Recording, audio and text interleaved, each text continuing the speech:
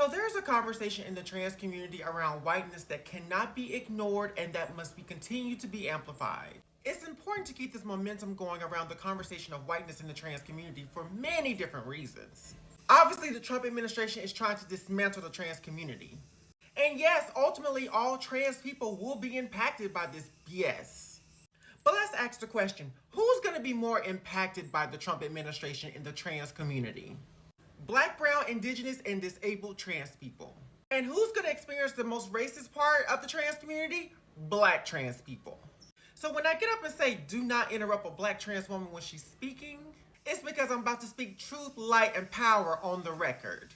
You can't sit here and say as a white trans or white trans adjacent person that you see black trans people thriving and that's the reason why you don't make critique videos about them. Then turn around and make a critique video devaluing a black trans woman. That's hypocrisy at its finest, but I am not about to sit in that.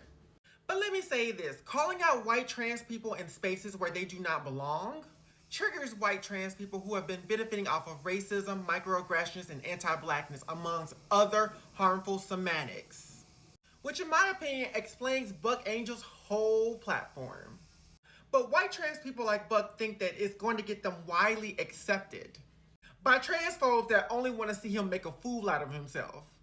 And who they believe one's biggest accomplishment has been from him laying on his back and spreading his legs to being an open keyboard and YouTube bully.